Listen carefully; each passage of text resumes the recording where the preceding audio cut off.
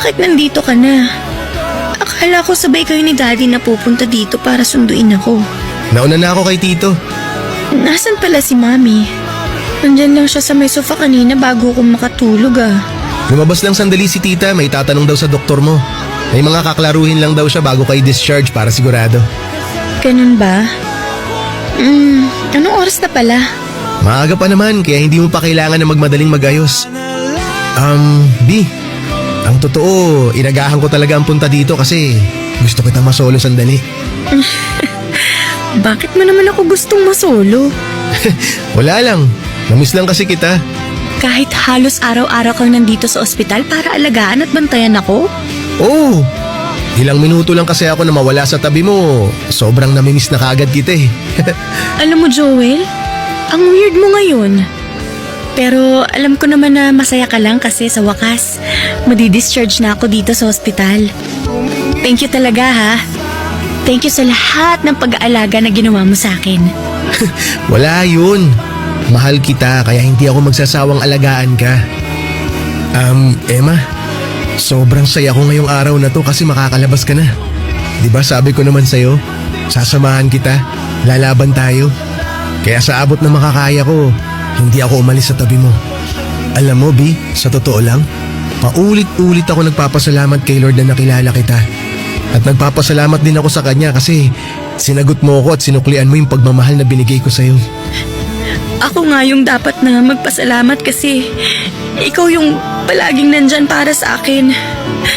Kasi hindi ka napagod na mahalin at alagaan ako.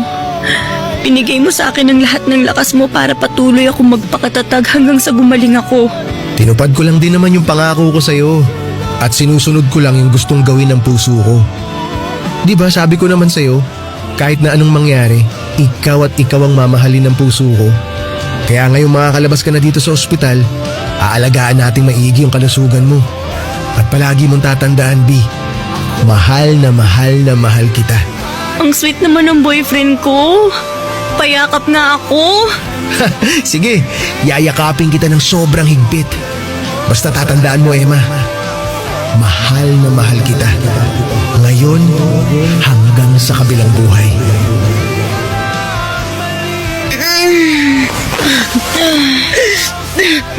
Mami, bakit po kayo umiiyak?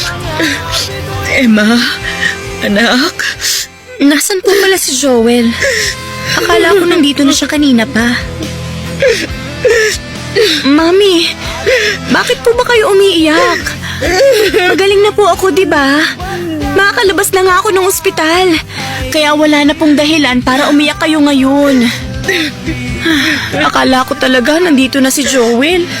Hindi po ba siya dumating kanina habang tulog pa ako? Mami, sagutin niyo naman po yung mga tanong ko. Nawiwirduhan na po kasi ako sa pag-iyak niyo eh. Hindi ko kasi alam kung paano ko sasabihin sa'yo ang lahat, anak. Ano po ba yung gusto niyong sabihin? Emma, huwag ka sana mamimigla, ha? Kailangan mong tatagan ang loob mo. Mami, pinapakaban niyo naman po ako eh. Ano po ba kasi yun? Si Joel. Si Joel kasi, anak. Ano pong nangyari kay Joel, Mami? Emma, wala na si Joel.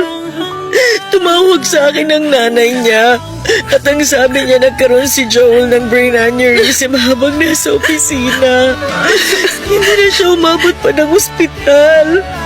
Wala na si Joel, Emma. Wala na siya. Hindi!